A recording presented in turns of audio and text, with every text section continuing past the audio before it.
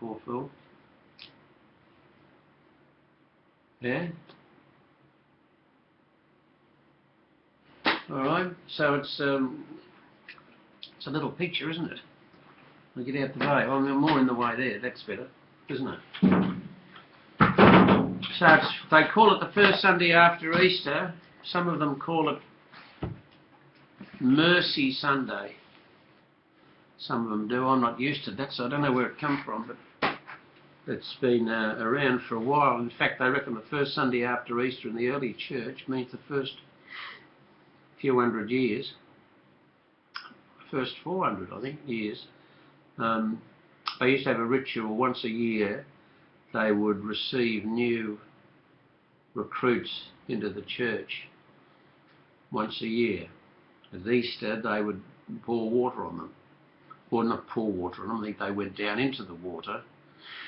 And then they were dressed in a special white robe to show that they had changed completely. And then for a week they could wear this robe around the place, publicly and privately. And then 7 days after they had received it, take it off. Don't wear it again. Because you've made your point, and the church has made its point, that we have got new recruits. So that was the first Sunday. Also,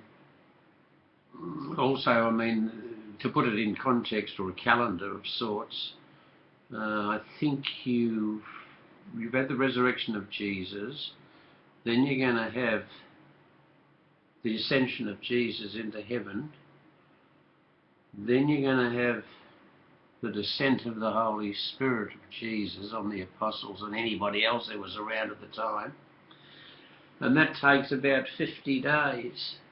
So these are Sundays after Easter leading up to the final showdown where the Spirit of Jesus takes over and the rest of the year is spent under the influence of the Spirit, allegedly, until the end of the year when we start all over again with Advent.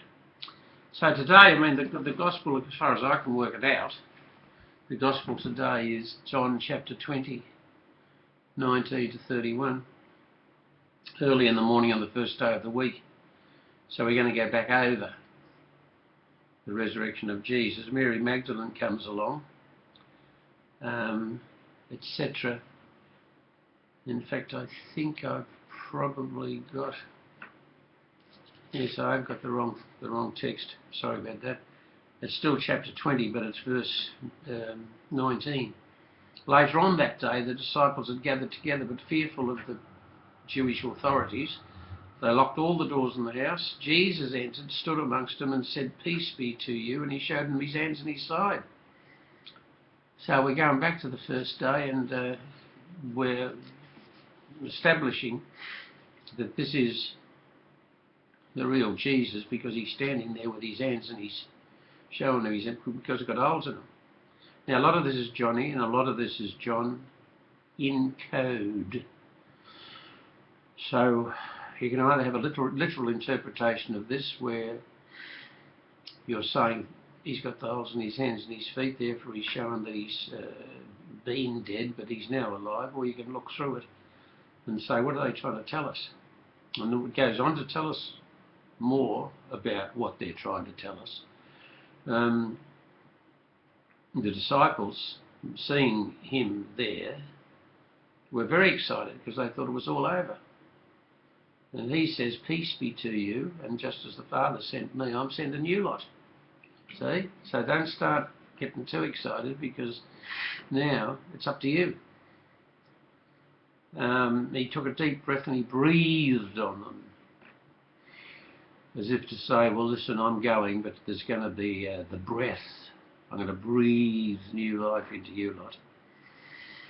And then you'll go out and you'll breathe new life into your area of influence, whether it's little or whether it's a global area of influence, as we have now reached the Roman Catholic Church all over the place. So if you're going to do the right thing, we'll be breathing faith, hope and love into the whole. That's the theory. That's the theory. That's the intention. So, but you've got one bloke there, Thomas, a disciple, who says, I'm not going to believe anything unless I stick me fingers in the hands. I want more. I want more evidence. And Jesus, of course, is prepared to accommodate him, the same as he did try to accommodate everybody, everywhere, at every time. The other disciples, and presumably clerics down over the 2,000 years, have said, what a cheeky bloke.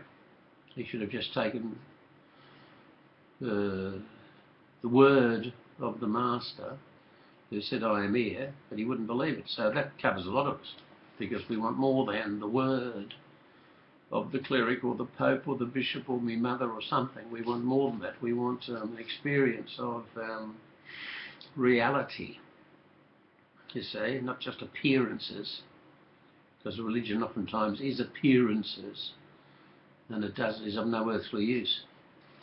So your Jesus agrees to go along with this, and he says, come and stick your hands in.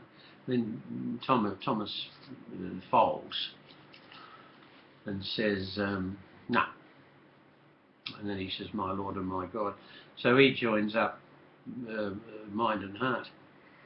To Jesus, you believe, he says, with your own eyes. He says, but hey, there's a lot of people around the place who are going to believe, not because they've seen me, but because there's something else going on in their minds and hearts, and maybe even in nature, and maybe even in the wider community.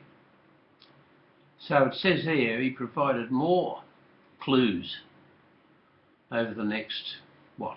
It doesn't say, but we say about a month, so that we could have gatherings of disciples and reassurances amongst ourselves. And there's more examples of him appearing mysteriously, and with the two blokes on the way to Emmaus, and later by the lakeside and all that. But I mean, we've got to make up our minds, you see, whether these appearances were in fact mysterious, phenomenal appearances, or whether they were in fact far less, miraculous or dramatic. In fact, we assemble on Sundays now in our churches, and you don't have to go to church, but that's became the custom, when in fact you would have an experience of the risen Lord. And if you don't have an experience of the risen Lord, you can't really be a risen person going out into your sphere of influence, your little world, and being a risen person for them. Anyway, that's enough for today, because we're going to work.